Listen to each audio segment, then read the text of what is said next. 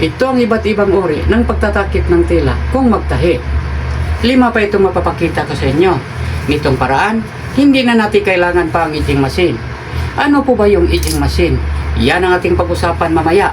Ako po pala si Tutorial para sa basic sewing tutorial. Bago ako magsimula, i-like at i-subscribe niyo ako at pindutin niyo ang notification bell para updated ka sa susunod ko pang mga video. Mag-share at mag-comment din kayo. Sa ngayong araw ay tuturuan ko kayo ng iba't ibang uri ng pagdudugtong ng tela kung Kita niyo to? Short, full garter. Full garter dahil ang buong waistline ay may garter. Meron din namang back garter dahil ang back part lang ang may garter. Kung full garter ay walang zipper,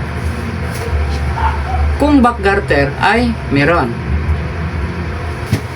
Ang short pants o kahit long pants ay may dalawang parte. May front part at may back part. At ang front part ay may dalawang parte din. Ang left part and right part. Ganon din ang back part. May right part and left part din. Bago ito nabuo ay tinatabas ito ng 4 na parte. Pagkatapos dinudugtong-dugtong, nilagyan ng garter, tinutupian at nabuo ang short pants. Karyot lang mga amigo. Dahil Bisaya ako, hindi ko alam ano ang eksaktong termino sa pagdudugtong ng tela kung magtatahi. Sa Bisaya kasi, ang termino nito ay takip.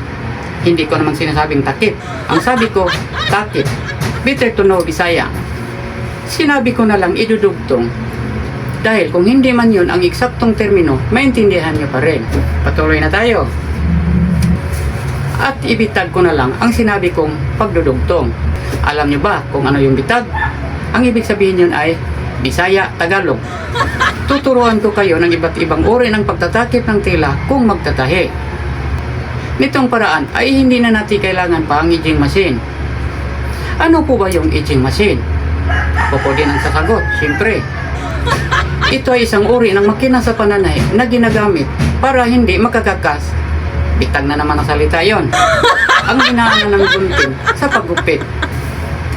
Ito ang tahi ng edging machine. Hindi na ito makakakas. Tingnan nyo ang hindi dinaanan ng edging machine. Ito. Yun ang hindi dinaanan ng edging machine. Kung ang pagtatahi nyo ay para lang sa sarili nyong pangailangan, huwag ka nang bumili ng edging machine. Pwede naman kung wala yun. Pero kung magninegosyo ka ng pananahi, kailangan mo yan, mapapabili sa inyong gawain. Pero sa ngayon, kung hindi pa nyo ito kayang bilhin, huwag nyong pilitin. Magsimula ka na, pag-ipunan mo lang yan. Otherwise, pwede naman kung wala yon. Kaya nga, tinuturuan ko kayo ng iba't ibang uri ng pagtatakip ng tela na hindi na kailangan ang edging machine. Magsimula na tayo. Daming salita, daming mali. Ito ay tinatahi pagkatapos pinadaanan ng edging machine. Ito ang kadalasan natin makikita sa mga garments. Kung walang edging machine, ito ang unang ituturo ko sa inyo. Paano ito gawin? Ipapakita ko sa inyo. Tatahiin natin dito na may 1/2 allowance. Para sa mga waguhan, may tinuturo na ko sa inyo. Tikitan ito ninyo ng masking tape at sukatan nyo ng 1/2 galing sa karayom at lagyan na niyang linya bilang tanda. Tatahiin na natin.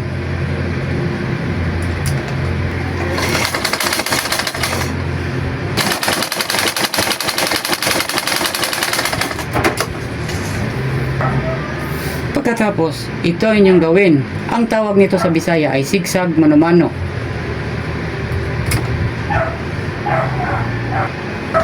Itahi nyo rito ng dahan-dahan, in slanting position. Iangat ang pressure pot. Kunti lang ang pangat, ang pag-angat. Tamang-tama na mahihilang tela pabalik. Yun. Tingnan nyo na lang.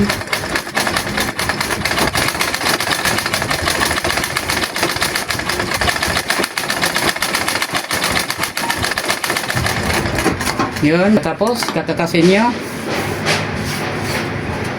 At At dupitin nyo ang mga excess na, ano bang tawag nito?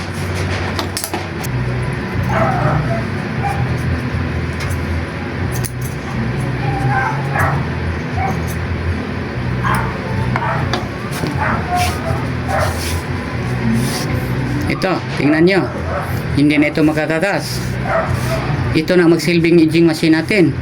So, hindi na natin kailangan pang edging machine.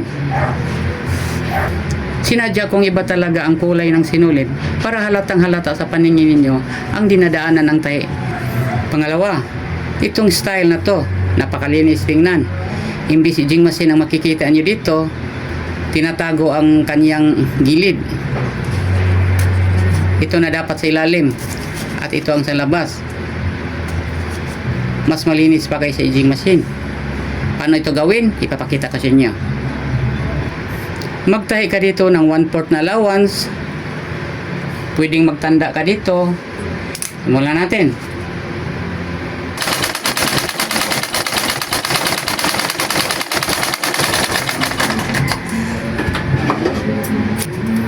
Pagkatapos, baliktarin nyo dito.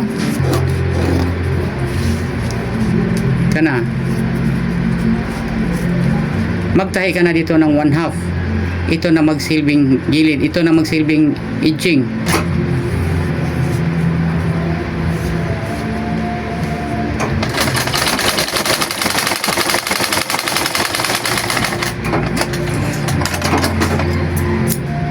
Ito na.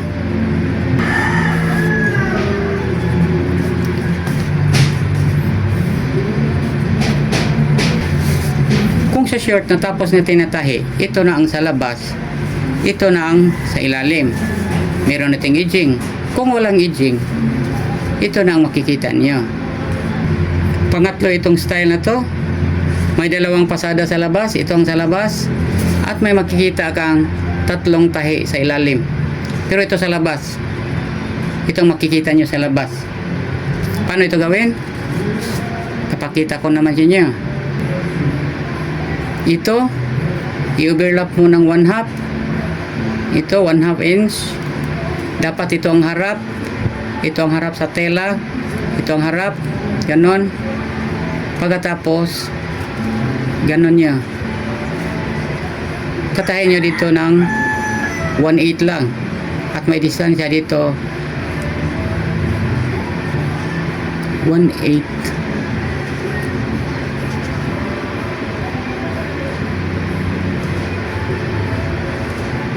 At may distansya ditong 3/8 galing dito hanggang dito sa gilid. Gawin na natin.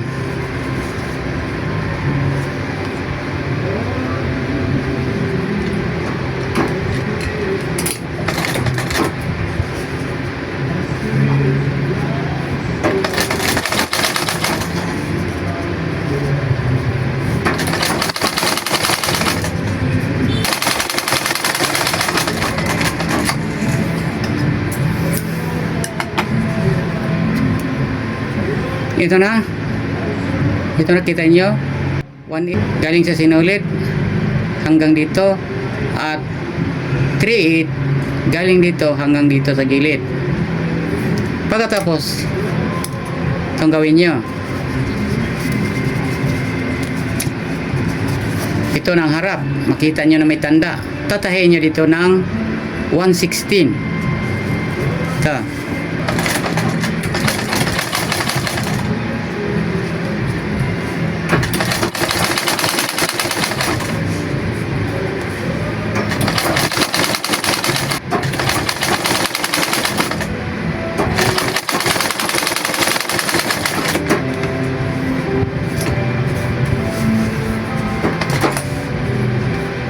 Tapos balikan nyo, pasada kayo ng 1/4 galing dito hanggang dito.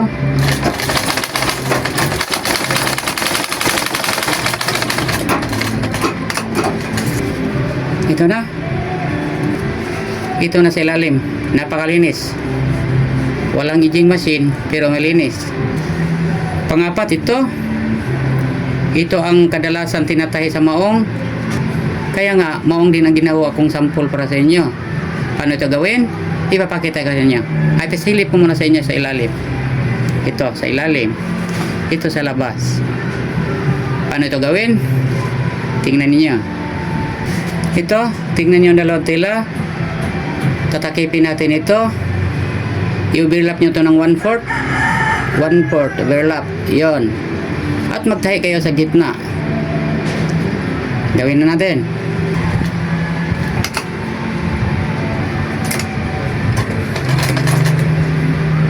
One-fourth, tingnan nyo, masilip nyo dito. Tapos, hawakan nyo, tatahiin. Ito na naman, silipin nyo, i-overlap nyo ng 1/4. Tatahiin na naman.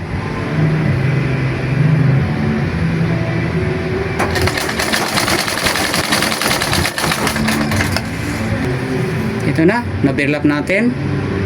Pero hindi pa tayo tapos. Ang gawin natin ito. Ganon. Itatahin natin dito ng 1/16. Kakap-kapin nyo dito. Tansyahin nyo dahil magtatahi pa kayo ng 1/4 galing dito hanggang dito. Ito. Kakapin nyo dito. Kakap-kapin nyo dito. Anong lapad niya sa ilalim?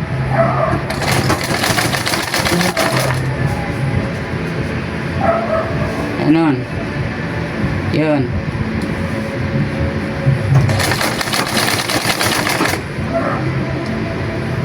Kakapin nyo dito anong lapad dahil magtatahi pa kayo ng 1/4 galing dito hanggang dito.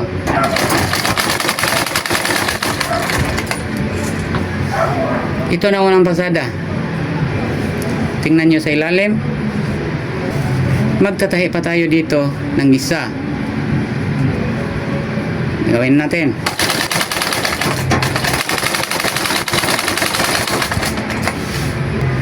Ito na. Kita nyo? Panglima. Itong style na to. Dalawang pasada pa rin. Pero, madudulas na tela ang ating ginagamit. Kung magtatahi ko ng madulas na tela at gusto mong tatahiin ng dalawang pasada, pwede itong style na to ang inyong gawin. Kahawig pa din sa pagtahi ng maong. Ito ang panglima. Ito ng dalawang tela na ating tatakipin. Ito ang harap ng tela. Ito ang harap na may tanda. At itatakip natin. 1/4 din ang overlap. Ganon. Sa gitna kayo magtatahi. Gawin natin.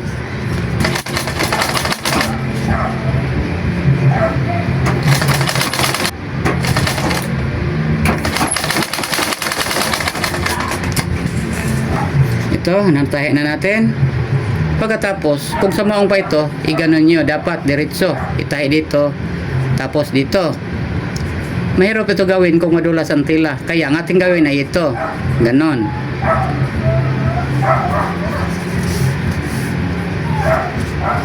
Tingnan nyo. Ito ang harap ng tela. Yun.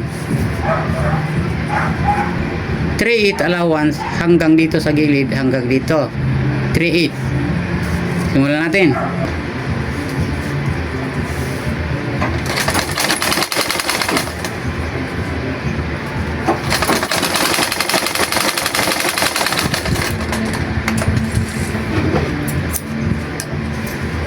Ito na. Ito ang sa ilalim. Pagkatapos, ganon nyo.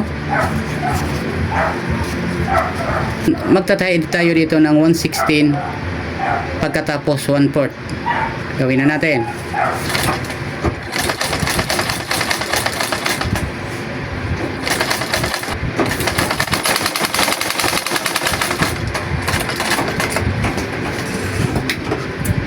Ito na ang unang pasada.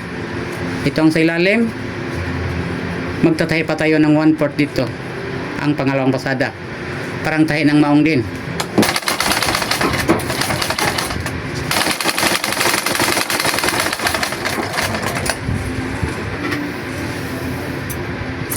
Okay. Tapos na tayo. Ito ang sarap. Ito ang sa ilalim. Hindi natin kailangan pang etching machine sa ganitong paraan. Yun lang muna ang may tuturo ko sa inyo. Abangan niyo ang susunod kong video dahil magtuturo na ako sa inyo paano magawa ng pattern, magtapa sa tela at magtahi. At magsisimula tayo sa madaling tatahiin para kayo rin ay madali rin matuto. Sana hindi kayo magsasawa. Ako pa rin, tutorial para sa basic sewing tutorial. Good luck, good health, God bless.